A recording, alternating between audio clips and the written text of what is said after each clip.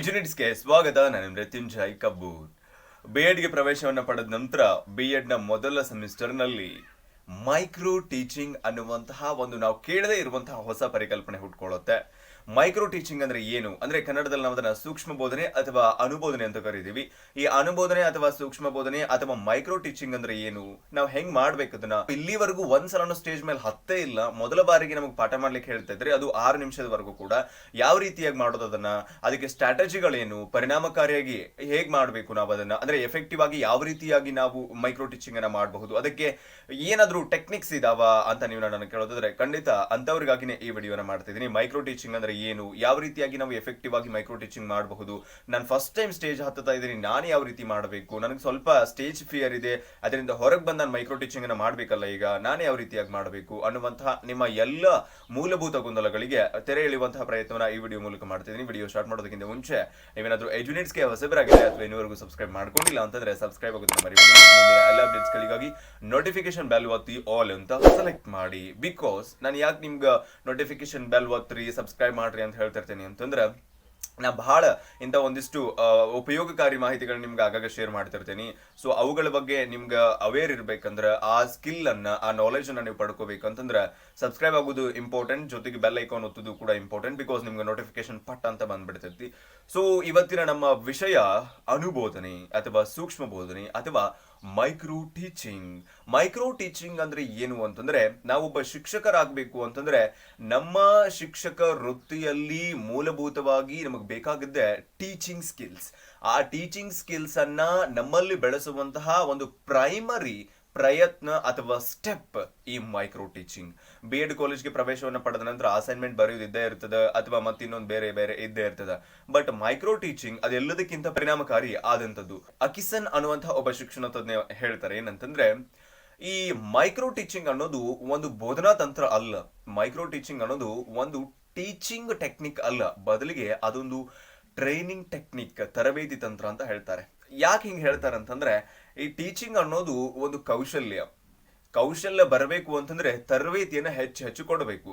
ಹೆಚ್ಚು ನಾವು ಎಕ್ಸ್ಪೀರಿಮೆಂಟ್ಗಳನ್ನ, ಪ್ರಯೋಗಗಳನ್ನ ಮಾಡದ ಹೊರತು ಟೀಚಿಂಗ್ ಫೀಲ್ಡ್ ನಲ್ಲಿ ಕ್ಲಿಕ್ ಆಗೋದು ಸ್ವಲ್ಪ ಕಷ್ಟ. ಕ್ಲಿಕ್ ಆಗೋದು ಅಂತಂದ್ರೆ ಪ್ರಾಕ್ಟಿಕಲ್ ಆಗಿ ಒಬ್ಬ ಯಶಸ್ವಿದಾಯಕ ಟೀಚರ್ ಆಗ್ಬೇಕು ಅಂತಂದ್ರೆ ಪರಿಣಾಮಕಾರಿಯಾದಂತಹ ಬೋಧನೆ ಎಷ್ಟು ಮುಖ್ಯನೋ ಅಷ್ಟೇ ಮುಖ್ಯ ಅವ್ರು ಎಷ್ಟು ತಿಳ್ಕೊಂಡಿದ್ದಾರೆ ಅನ್ನೋದು ಕೂಡ ಆಗುತ್ತೆ. ಸೊ ಆ ಸಂದರ್ಭದಲ್ಲಿ ಈ ಮೈಕ್ರೋ ಟೀಚಿಂಗ್ ಅಂದ್ರೆ ಏನು, ಹೇಗಿರುತ್ತೆ, ನಾವು ಯಾವ ಟೆಕ್ನಿಕ್ ಗಳನ್ನ ಉಪಯೋಗಿಸಿಕೊಂಡು ದಿ ಬೆಸ್ಟ್ ಮೈಕ್ರೋ ಟೀಚಿಂಗ್ ಅನ್ನ ಕೊಡಬಹುದು, ಡೆಮೋ ಟೀಚಿಂಗ್ ಅನ್ನ ಕೊಡಬಹುದು ಕ್ಲಾಸ್ ಅಲ್ಲಿ ಅನ್ನೋದನ್ನ ನಾವೆಲ್ಲ ಮಾತಾಡ್ತಾ ಹೋಗೋಣ ಈಗ. ಸೊ ಮೈಕ್ರೋ ಟೀಚಿಂಗ್ ಅಂತಂದ್ರೆ ನಾನು ಈಗಾಗಲೇ ಹೇಳ್ದಂಗೆ ಮೈಕ್ರೋ ಟೀಚಿಂಗ್ ಅಥವಾ ಸೂಕ್ಷ್ಮ ಬೋಧನೆ, ಅದನ್ನ ನಾವು ಸ್ಪ್ಲಿಟ್ ಮಾಡಿ ನೋಡಿದ್ರೆ ಸೂಕ್ಷ್ಮ ಬೋಧನೆ ಅಥವಾ ಅನುಬೋಧನೆ. ಅನು ಅಂದ್ರೆ ಸಣ್ಣದು, ಬೋಧನೆ ಅಂತಂದ್ರೆ ಟೀಚಿಂಗ್. ಸಣ್ಣ ಒಂದು ಬೋಧನೆ, ಸಣ್ಣ ಅವಧಿಯ ಒಂದು 5 ರಿಂದ 6 ನಿಮಿಷಗಳ ಅವಧಿಯ ಒಂದು ಬೋಧನೆಯನ್ನೇ ನಾವು ಸೂಕ್ಷ್ಮ ಬೋಧನೆ ಅಥವಾ ಅನುಬೋಧನೆ ಅಂತ ಕರಿತೀವಿ. ಇಲ್ಲಿ ಸಾಕಷ್ಟು ಕೌಶಲ್ಯಗಳು ಬರ್ತವೆ. ಉದ್ದೀಪನ ಕೌಶಲ್ಯ ಅನ್ನುವಂಥದ್ದಾಗಿರ್ಬಹುದು, ಪಾಠವನ್ನ ಪರಿಚಯ ಮಾಡಿಕೊಡೋದಾಗಿರ್ಬಹುದು, ಬ್ಲಾಕ್ ಬೋರ್ಡ್ ಉಪಯೋಗಿಸುವಂಥದ್ದಾಗಿರ್ಬಹುದು, ನಮ್ಮ ಪ್ರೆಸೆಂಟೇಷನ್ ಶೈಲಿ ಆಗಿರಬಹುದು, ಕಮ್ಯುನಿಕೇಶನ್ ಶೈಲಿ ಆಗಿರಬಹುದು, ಇತ್ಯಾದಿ ಕೆಲವೊಂದಿಷ್ಟು ಕೌಶಲ್ಯಗಳನ್ನ ಓರೆಗೆ ಹಚ್ಚುವಂತಹ ಪ್ರಯತ್ನವನ್ನ ಅಲ್ಲಿನ ಅಬ್ಸರ್ವರ್ ಮಾಡ್ತಾ ಇರ್ತಾರೆ. ಸೊ ಈ ಸಂದರ್ಭದಲ್ಲಿ ನೀವು ಸೈನ್ಸ್ ಆದ್ರೂ ಆಗಿರಿ ಅಥವಾ ಆರ್ಟ್ಸ್ ಆದ್ರೂ ಆಗಿರಿ, ಕಾಮರ್ಸ್ ಆದ್ರೂ ಆಗಿರಿ, ಮೈಕ್ರೋ ಟೀಚಿಂಗ್ ಅನ್ನೋದು ಎಲ್ಲರಿಗೂ ಕೂಡ ಒಂದು ಕಾಮನ್ ಆದಂತಹ ವಿಷಯ ವಸ್ತು ಆಗಿರುತ್ತೆ.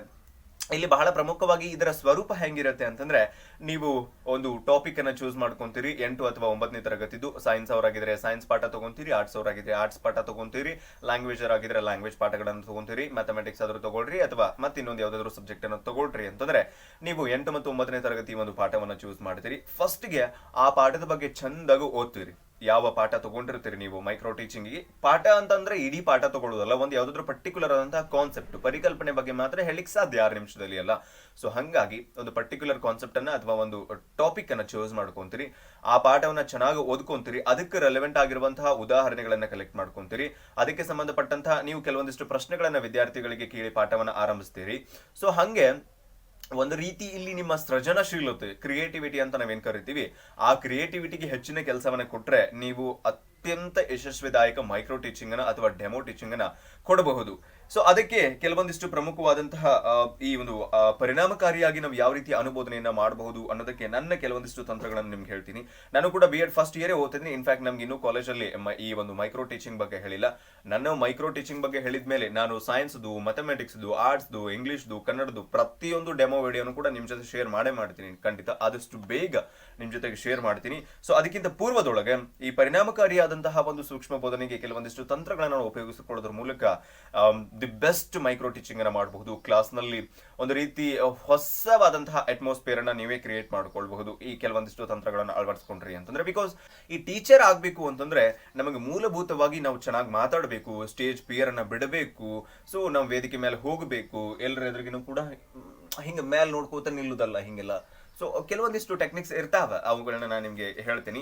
ಈ ಎಲ್ಲ ಒಂದು 7-8 ಟೆಕ್ನಿಕ್ ನಾನು ನಿಮ್ಗೆ ಏನ್ ಹೇಳ್ತೇನೆ ಈಗ, ಆ 8 ಟೆಕ್ನಿಕ್ ಗಳನ್ನ ಉಪಯೋಗಿಸ್ಕೊಂಡ್ರಿ ಅಂತಂದ್ರ ನಿಮ್ಮ ಒಂದು ಮೈಕ್ರೋ ಟೀಚಿಂಗ್ ಖಂಡಿತ ಅತ್ಯಂತ ಯಶಸ್ವಿದಾಯಕ ಆಗುತ್ತೆ. ಆಮೇಲೆ ನೀವೇ ನನಗೆ ಹೇಳ್ತೀರಿ.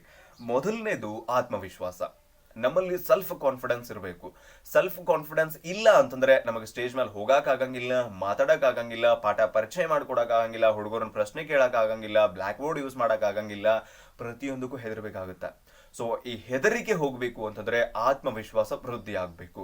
ಆತ್ಮವಿಶ್ವಾಸ ಹೆಂಗ್ ವೃದ್ಧಿ ಆಗ್ತದೆ? 1-2 ಲೋಟ ಹಾಲು ಕುಡಿದ್ರೆ ವೃದ್ಧಿ ಆಗ್ಬಿಡ್ತದನ ಅಂತ ನೀವು ನಾನು ಕೇಳೋದಾದ್ರೆ ಖಂಡಿತ ಇಲ್ಲ. ಆತ್ಮವಿಶ್ವಾಸ ವೃದ್ಧಿ ಆಗ್ಬೇಕು, ನೀವು ಚಲೋ ಪಾಠ ಮಾಡಬೇಕು ಅಂತಂದ್ರ ಒಂದು ಬೆಸ್ಟ್ ಟೆಕ್ನಿಕ್ ನಾ ಅನ್ಕೊಂಡಿದ್ದ, ಈಗ ನಾನ್ ನಿಮ್ ಜೊತೆ ಹಿಂಗ ಫ್ಲೂಯೆಂಟ್ ಆಗಿ ಮಾತಾಡಕತ್ತೀನಿ ಅಥವಾ ಏನು ತಪ್ಪಲಾರ್ದ ಮಾತಾಡಕತ್ತೀನಿ ಅಂತಂದ್ರ ನಾ ಕಂಡುಕೊಂಡಿದ್ದಂತಹ ಒಂದು ಬೆಸ್ಟ್ ಇದಕ್ಕೆ ಟೆಕ್ನಿಕ್ ಅಂತಂದ್ರ ಪ್ರತಿದಿನ ಒಂದು 10 ನಿಮಿಷ ಅಥವಾ 15 ನಿಮಿಷ ನಿಮ್ಮ ಮನೆಯೊಳಗೆ ಇರುವಂತಹ ಕನ್ನಡಿ ಮುಂದೆ ನಿಂತ ನಿಮ್ಮಷ್ಟಕ್ಕೆ ನೀವು ಮಾತಾಡ್ರಿ.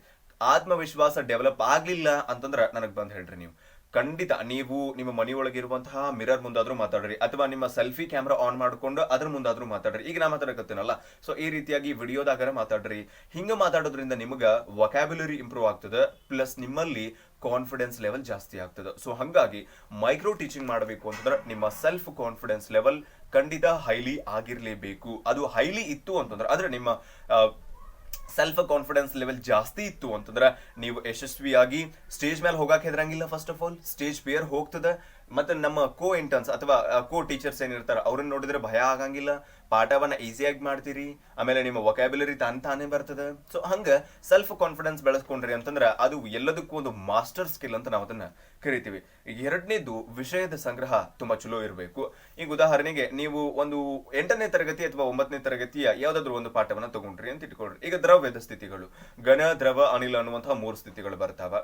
ಸೊ ಆ ಸ್ಥಿತಿಗಳ ಬಗ್ಗೆ ನೀವು ಹೆಂಗ್ ವಿವರಣೆ ಮಾಡಬೇಕು, ಅದಕ್ಕೆ ಪರಿಣಾಮಕಾರಿಯಾಗಿ ಉದಾಹರಣೆಗಳನ್ನು ಹೆಂಗ ಕೊಡಬೇಕು, ಯಾವ ರೀತಿಯಾಗಿ ಪರಿಚಯ ಮಾಡಬೇಕು ಅನ್ನೋದ್ರ ಬಗ್ಗೆ ಚಲೋ ಪ್ಲಾನ್ ಮಾಡ್ಕೊಂಡ್ರಿ ಅಂತಂದ್ರೆ ಅದಕ್ಕೆ ಹೇಳ್ತಾರಲ್ಲ, well plan is half of done ಅಂತ ಹೇಳಿ. ನೀವು ಚಲೋ ಪ್ಲಾನ್ ಮಾಡ್ಕೊಂಡ್ರಿ ಅಂತಂದ್ರೆ ನಿಮ್ಮ ಅರ್ಧ ಕೆಲಸ ಮುಗ್ದಂಗ. ಸೊ ಹಂಗಾಗಿ ವಿಷಯ ಸಂಗ್ರಹದ ಜೊತೆಗೆ ನಿಮ್ಮಲ್ಲಿ ಸರಿಯಾದ ಯೋಜನೆ ಕೂಡ ಇರಬೇಕು. ಸರಿಯಾದ ಯೋಜನೆಯಾಗಿ ಮಾರ್ಪಡತ್ತೆ, ಸರಿಯಾದ ಯೋಜನೆ ಸರಿಯಾದ ಎಕ್ಸಿಕ್ಯೂಷನ್ ಆಗಿ ಮಾರ್ಪಡತ್ತೆ, ಸರಿಯಾದ ಎಕ್ಸಿಕ್ಯೂಷನ್ ಯಶಸ್ಸನ್ನ ತಂದ್ಕೊಡತ್ತೆ.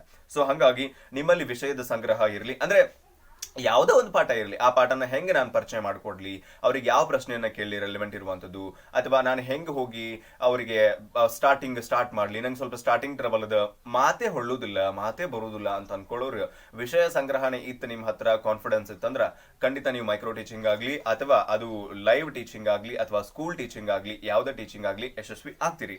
ಇನ್ನು ಮೂರನೇದ್ದು ಶಬ್ದ ಸಂಪತ್ತು. ಬಹಳ ಇಂಪಾರ್ಟೆಂಟ್ ಒಬ್ಬ ಟೀಚರ್ಗೆ ಅಂತಂದ್ರೆ, ಟೀಚರ್ಗೆ ಅಂತಲ್ಲ ಒಬ್ಬ ಮಾತುಗಾರ ಆಗ್ಲಿ ಒಬ್ಬ ಟೀಚರ್ ಆಗ್ಲಿ ಪ್ರತಿಯೊಬ್ಬರಿಗೂ ಕೂಡ ತುಂಬಾ ಇಂಪಾರ್ಟೆಂಟ್ ಅಂದ್ರೆ ಶಬ್ದ ಸಂಪತ್ತು. ಅದನ್ನ ನಾವು ವೊಕ್ಯಾಬ್ಯುಲರಿ ಅಂತ ಕರಿತೀವಿ. ನಮ್ಮಲ್ಲಿ ಶಬ್ದ ಸಂಪತ್ತು ಇಲ್ಲ ಅಂತಂದ್ರೆ ನಾವು ಅಂತೀವಿ, ಅಲ್ಲಲ್ಲೇ ನಿಂದಿರ್ತೀವಿ, ತಡವರಿಸ್ತೀವಿ, ಸ್ಟಕ್ ಆಗ್ತೀವಿ, ವಿಚಾರ ಮಾಡ್ತೀವಿ ಅಂತ ಹಿಂಗೆಲ್ಲ ಥಿಂಕ್ ಮಾಡ್ತೀವಿ. ಸೊ ಅದೆಲ್ಲ ಹೋಗಬೇಕು ಅಂತಂದ್ರೆ ನಮ್ಮಲ್ಲಿ ಒಂದು ಶ್ರೀಮಂತವಾದ ಶಬ್ದ ಸಂಪತ್ತು ಇರಬೇಕು. ಅದನ್ನ ನಾವು ದ ರಿಚ್ನೆಸ್ ಆಫ್ ವೊಕ್ಯಾಬ್ಯುಲರಿ ಅಂತ ಕೂಡ ಕರಿಬಹುದು. ಶಬ್ದ ಸಂಪತ್ತು ಸ್ಟ್ರಾಂಗ್ ಇತ್ತು, ರಿಚ್ ಇತ್ತು ಅಂತಂದ್ರೆ ನಿಮಗ ಆ ವಿಷಯದ ಮೇಲೆ ಒಂದು ಮಾಸ್ಟ್ರಿ ಬಂದ್ಬಿಡ್ತದ. ಆ ಮಾಸ್ಟ್ರಿ ಬಂತು, ಆ ಹಿಡಿತ ಬಂತು ಅಂದ್ರೆ ನಿಮ್ಮ ಹತ್ರ ವಿಷಯ ಇರ್ತದ, ಆದ್ರೆ ಶಬ್ದ ಸಂಪತ್ತು ಇಲ್ಲ ಅಂತಂದ್ರೆ ಹೇಳಲಿಕ್ಕೆ ಆಗಂಗಿಲ್ಲ.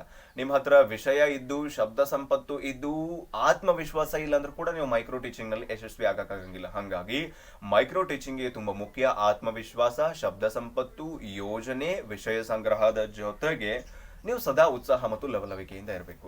ನೀವು ಯಾವುದೋ ಒಂದು ಹೊಸ ಕೆಲಸ ಸ್ಟಾರ್ಟ್ ಮಾಡಕತ್ತೀರಿ ಅಂತಂದ್ರೆ ಅದಕ್ಕೆ ಸ್ವಲ್ಪ ನಿಮ್ಮ ಉತ್ಸಾಹವನ್ನು ತೋರಿಸ್ಬೇಕು, ಹ್ಯಾಪಿನೆಸ್ ನಿಂದ ಇರಬೇಕು, ಲವಲವಿಕೆಯಿಂದ ಇರಬೇಕು. ಈಗ ಏನ್ ಮಾಡಪ್ಪ ಮೈಕ್ರೋ ಟೀಚಿಂಗು ನಂಗೆ ಮಾಡಾಕ ಬರಂಗಿಲ್ಲ ಅಂತ ನೀವು ಮೊದಲೇ ಹಿಂಗೆ ಡಿಸೈಡ್ ಆಗ್ಬಿಟ್ರಿ, ಆ ಮೆಂಟಾಲಿಟಿನ ಬೆಳೆಸ್ಕೊಂಡ್ಬಿಟ್ರಿ ಅಂತಂದ್ರೆ ಏನು ಮಾಡಕ್ ಆಗಂಗೇ ಇಲ್ಲಲ್ಲ. ಸೊ ಉತ್ಸಾಹದಿಂದ ಇರಿ. ಏನೋ ನಾವು ಹೊಸದು ಕಲಿಯಾಕತ್ತೀನಿ, ಏನೋ ಒಂದು ಹೊಸದು ವಿದ್ಯಾರ್ಥಿಗಳು ಹೇಳ್ಕೊಡಾಕತ್ತೀನಿ, ಒಬ್ಬ ಟೀಚರ್ ಆಗಿ ನಾನು ಇವತ್ತು ವಿದ್ಯಾರ್ಥಿಗಳ ಮುಂದೆ ನಿಂದ್ರಾಕತ್ತೀನಿ ಅಂತಂದ್ರ ಅದಕ್ಕೆ ನನ್ನದೇ ಆದಂತಹ ಕೆಲವೊಂದಿಷ್ಟು ರೆಸ್ಪಾನ್ಸಿಬಿಲಿಟೀಸ್ ಇರ್ತಾವೆ. ಸೊ ಆ ರೆಸ್ಪಾನ್ಸಿಬಿಲಿಟೀಸ್ ಅನ್ನ ಅರ್ಥಕೊಂಡು ಉತ್ಸಾಹ ಮತ್ತು ಲವಲವಿಕೆಯಿಂದ ನೀವು ನಿಮ್ಮ ಕ್ಲಾಸಿಗೆ ಎಂಟ್ರಿ ಆದ್ರಿ ಅಂದ್ರೆ, ನೀವು ನಗಾಕತ್ತಿದ್ರಿ ಅಂದ್ರೆ ನಿಮ್ಮ ಮಕ್ಕಳು ನಗ್ತಾರೆ, ನೀವು ಅಳಕತ್ತಿದ್ರಿ ಅಂದ್ರೆ ಮಕ್ಕಳು ಅಳ್ತಾರೆ. ಸೊ ನಿಮ್ಮ ಸಿಟ್ಟು ಮತ್ತಿನ್ನೊಂದನ್ನ ತಂದು ನೀವು ಕ್ಲಾಸ್ ರೂಮ್ನಾಗ ಹಾಕಿದ್ರಿ ಅಂತಂದ್ರ ಆ ಹುಡುಗರಿಗೂ ಕೂಡ ಅದರಿಂದ ಎಫೆಕ್ಟ್ ಆಕೈತಿ, ನಿಮ್ಮಿಂದ ಕೂಡ ಪ್ರೊಡಕ್ಟಿವ್ ಆಗಿ ಯಾವುದನ್ನು ಹೇಳಲಿಕ್ಕೆ ಆಗುದಿಲ್ಲ. ಹಂಗಾಗಿ ಸದಾ ಉತ್ಸಾಹ ಮತ್ತು ಲವಲವಿಕೆಯಿಂದ ಇರೋದು ತುಂಬಾ ಮುಖ್ಯ ಆಗುತ್ತೆ. ಇನ್ನು ಬಹಳ ಪ್ರಮುಖವಾಗಿ ಪ್ರಶ್ನೆಗಳನ್ನ ಕೇಳ್ರಿ. ಆಗಾಗ ನೀವೇನೋ ಒಂದು ಹೇಳಿದ್ರಿ, ಈಗ ಘನ ದ್ರವ ಅನಿಲಗಳು 3 ಸ್ಥಿತಿಗಳಪ್ಪ ಯಾವ್ಯಾವ್ದು ಅಂತ ನೀವು ಪಟ್ಟಂತ ಅವ್ರಿಗೆ ರಿಪೀಟ್ ಪ್ರಶ್ನೆ ಹಾಕ್ಬಿಡ್ಬೇಕು. ಘನ ದ್ರವ ಅನಿಲ ಅಂತ ಕೇಳ್ತಾರೆ. ಸೊ ಹಂಗ ಪ್ರಶ್ನೆಗಳನ್ನ ಜಾಸ್ತಿ ಕೇಳ್ರಿ, ಹೆಚ್ಚೆಚ್ಚು ಪ್ರಶ್ನೆಗಳನ್ನ ಕೇಳ್ರಿ. ಘನಕ್ಕೆ ಉದಾಹರಣೆ ಕೊಡ್ರಿ, ಒಂದ್ ಹೇಳ್ತಾರ ಅವ್ರು. ದ್ರವಕ್ಕೆ ಒಂದು ಕೊಡ್ರಿ, ಅನಿಲಕ್ಕೆ ಒಂದು ಕೊಡ್ರಿ. ನೀವ್ ಅವ್ರಿಗೆ ಗೊತ್ತಿಲ್ಲ ಅಂತಂದ್ರೆ ಪ್ರಶ್ನೆಗಳನ್ನ ಕೇಳ್ರಿ. ಆಗ ಯಾವ ಹುಡುಗರು ತಪ್ಪು ಉತ್ತರ ಹೇಳ್ತಾರ ಅವ್ರನ್ನಂತೂ ದಯವಿಟ್ಟು ಡಿಸ್ಕರೇಜ್ ಮಾಡಬೇಡ್ರಿ. ಅವ್ರು ಎಲ್ಲರಿಗೂ ಧೈರ್ಯ ತುಂಬ್ರಿ, ಅವ್ರನ್ನ ಡಿಮೋಟಿವೇಟ್ ಮಾಡಕ್ ಹೋಗ್ಬೇಡ್ರಿ. Because they are trying to give the answers to you. ಅವ್ರು ನಿಮ್ಗೆ ಉತ್ತರ ಕೊಡೋ ಪ್ರಯತ್ನ ಮಾಡಕತ್ತಾರಲ್ಲ, ಅದೇ ಒಂದು ದೊಡ್ಡ ಸಾಧನೆ. ಸೊ ಹಂಗಾಗಿ ಅವ್ರನ್ನ ಯಾವುದೇ ಕಾರಣಕ್ಕೂ ಡಿಮೋಟಿವೇಟ್ ಮಾಡಕ್ ಹೋಗ್ಬೇಡ್ರಿ. ಇನ್ನು ಬಹಳ ಪ್ರಮುಖವಾಗಿ ನಾನಂತೂ ಬಹಳ ಸಲ ಇದ್ರ ಬಗ್ಗೆ ಹೇಳ್ತಿರ್ತೀನಿ, body language and eye contact. Body language and eye contact. Body language ಅಂತಂದ್ರೆ ನಿಮ್ಮ ಕಣ್ಣುಗಳು, ನಿಮ್ಮ ಕೈಗಳು, ನೀವು ಅಡ್ಡಾಡುವಂತಹ ಸ್ಟೈಲು, ನಿಮ್ಮ ಕೈಗಳನ್ನ ಮಾಡುವಂತಹ ಸ್ಟೈಲು, ನಿಮ್ಮ ಒಂದು ಹಾವಭಾವಗಳು ಎಲ್ಲ ಕೂಡ ತುಂಬಾ ಮುಖ್ಯ ಆಗುತ್ತೆ ಟೀಚಿಂಗ್ ನಲ್ಲಿ. ಬಾಡಿ ಲ್ಯಾಂಗ್ವೇಜ್ ಅನ್ನೋದು ದ ಬೆಸ್ಟ್ ಟೀಚಿಂಗ್ ಲ್ಯಾಂಗ್ವೇಜ್ ಅಂತ ಹೇಳ್ತಾರೆ.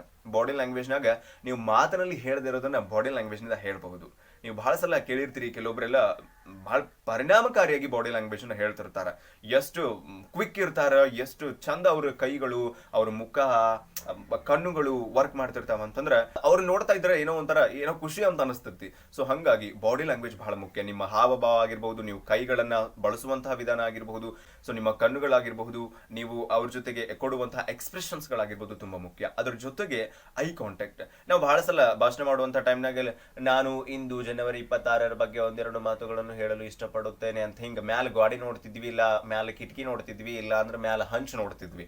ಸೊ ಅದು ನಮ್ಮ ಹತ್ರ ಕಾನ್ಫಿಡೆನ್ಸ್ ಇಲ್ಲ ಅನ್ನೋದನ್ನ ತೋರಿಸ್ತದೆ. ಜೊತೆಗೆ ನಾವು ಬೈಪಾಟ್ ಮಾಡ್ಕೊಂಡು ಬಂದೀವಿ ಅನ್ನುವಂತಹ ಫೀಲ್ ಅನ್ನು ಕೊಡ್ತದೆ. ಹಂಗಾಗಿ ಬಹಳ important eye contact. Eye to eye contact ಇರ್ಬೇಕು. ನೀವು ಯಾವುದೋ ಒಬ್ಬ ವಿದ್ಯಾರ್ಥಿ ಪ್ರಶ್ನೆ ಕೇಳಾಕತ್ತೀರಿ ಅಂದ್ರೆ ಅವನ ಕಣ್ಣೊಳಗೆ ಕಣ್ಣಿಟ್ಟು ನೋಡ್ಬೇಕ. ಈಗ ಯಾವುದೋ ಮತ್ತೊಬ್ಬ ವಿದ್ಯಾರ್ಥಿಗೆ ನೀವು ಏನೋ ಹೇಳಾಕತ್ತೀರಿ ಅಂದ್ರೆ ಅವನ ಕಣ್ಣೊಳಗೆ ಕಣ್ಣಿಟ್ಟು ನೀವು ಹೇಳಬೇಕು. ಈ ಐ ಕಾಂಟ್ಯಾಕ್ಟ್ ಅನ್ನೋದು, ಈಗ ನಾನು ನಿಮ್ ಜೊತೆ ಐ ಕಾಂಟ್ಯಾಕ್ಟ್ ಇಟ್ಕೊಂಡೆ ನೋಡ್ರಿ, ಹಿಂಗ ನೀವು ಯಾರ್ದ್ರ ಜೊತೆ ಮಾತಾಡುವಾಗ ಫೇಸ್ ಟು ಫೇಸ್ ಮಾತಾಡ್ಬೇಕು. ಅದು ಬಹಳ ಎಫೆಕ್ಟಿವ್ ಅಂತ ಅನಿಸ್ತೈತಿ. ಈಗ ನಾನು ಟೀಚರ್ ಅಂತಂದ್ರೆ ಒಬ್ಬ ವಿದ್ಯಾರ್ಥಿಗೆ ನಾನೀಗ ಸಮಾಜ ಸುಧಾರಕರ ಬಗ್ಗೆ ಹೇಳಾಕತ್ತೀನಿ ಅಂದ್ರೆ, ವಿದ್ಯಾರ್ಥಿ ನನ್ನ ಮುಂದೆ ಬಂದನ ಸಮಾಜ ಸುಧಾರಕರ ಬಗ್ಗೆ ಹೇಳ್ರಿ ಸರ್ ಅಂತ ಕೇಳೋಣ ಅಂತಂದ್ರೆ, ಸಮಾಜ ಸುಧಾರಕರು ಇವರು ಸಮಾಜವನ್ನ ತಿದ್ದುವಂತಹ ಕೆಲಸವನ್ನ ಮಾಡಿದ್ರು. ಬಸವಣ್ಣನವರಾಗಿರಬಹುದು, ದಯಾನಂದ ಸರಸ್ವತಿ ಅವರಾಗಿರಬಹುದು, ರಾಜಾರಾಮ್ ಮೋಹನ್ ರಾಯ್ ಅವರು, ಇವರು ಸಮಾಜದಲ್ಲಿ ಇದ್ದಂತಹ ಅನಿಷ್ಟಗಳನ್ನು ದೂರ ಮಾಡಿದರು ಅಂತ ಹಿಂಗ್ ಹೇಳ್ಬಿಟ್ನಿ ಅಂತಂದ್ರೆ ನಾನು ಆ ವಿದ್ಯಾರ್ಥಿ ನಾ ಹಿಂಗ್ ಕೆಳಗ್ ನೋಡಿದ್ರಾಗ ಮನಿಗೆ ಹೋಗ್ಬಿಟ್ಟಿರ್ತಾನೆ. ಸೊ ಹಂಗಾಗಿ ಪರಿಣಾಮಕಾರಿಯಾದಂತಹ eye contact at the same time body language ತುಂಬಾ ಮುಖ್ಯ ಆಗತ್ತೆ. ಇನ್ನು ಕೊನೆಯದು ಬಹಳ ಪ್ರಮುಖವಾಗಿರುವಂತದ್ದು ಸೃಜನಶೀಲತೆ. ನಾನು ಇದ್ರ ಬಗ್ಗೆ ಆಗ್ಲೇ ಹೇಳಿದೆ, ಕ್ರಿಯೇಟಿವಿಟಿ. ನಿಮ್ಮ ಹತ್ರ ಇರುವಂತಹ ಕ್ರಿಯೇಟಿವಿಟಿನ ಯೂಸ್ ಮಾಡ್ಕೊಳ್ರಿ.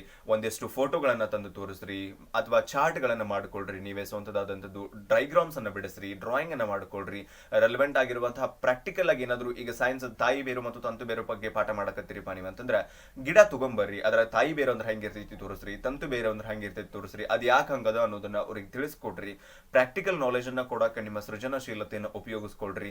ಸೃಜನಶೀಲತೆಯ ಮಟ್ಟ ಹೆಚ್ಚಿದಷ್ಟು ನೀವು ಅತ್ಯಂತ ಪರಿಣಾಮಕಾರಿಯಾದಂತಹ ಟೀಚರ್ ಆಗ್ಲಿಕ್ಕೆ ಸಾಧ್ಯ ಅದ. ಸೊ ಹಂಗಾಗಿ ಮೈಕ್ರೋ ಟೀಚಿಂಗ್ ಅನ್ನೋದು ಒಂದು ಬಹಳ ಸಣ್ಣ ಕಾನ್ಸೆಪ್ಟ್ ಆಗಿದ್ರು ಕೂಡ ನಾವು ಟೀಚರ್ ಆಗ್ಬೇಕು ಅನ್ನುವಂಥ ಪ್ರಯತ್ನದೊಳಗ ಮೊದಲ ಪ್ರಯತ್ನ, the first opportunity is the best opportunity ಅನ್ನೋಂಗ ಉಪಯೋಗ ಮಾಡ್ಕೊಂತೀರಿ ಅಂತ ನಾನು ಅನ್ಕೊಂಡೇನಿ. ಹಾಗಾಗಿ ನಾ ಬಹಳ ಸ್ವಲ್ಪ ಲೆಂತಿಯಾಗಿ ಮಾತಾಡಿದ್ನಿ, ಸ್ವಲ್ಪ ಕ್ಲಿಯರ್ ಆಗಿ ನಿಮ್ಗೆ ಹೇಳಬೇಕು ಅನ್ನುವಂಥ ವಿಚಾರ ಇತ್ತು. ಹಾಗಾಗಿ ಮೈಕ್ರೋ ಟೀಚಿಂಗ್ ಅಂದ್ರೆ ನೆನಪಿರಲಿ, ಇದು ನಾವು ಟೀಚರ್ ಆಗ್ಬೇಕು ಅನ್ನುವಂತಹ ಪ್ರಯತ್ನದ ಮೊದಲ ಪ್ರಯತ್ನ.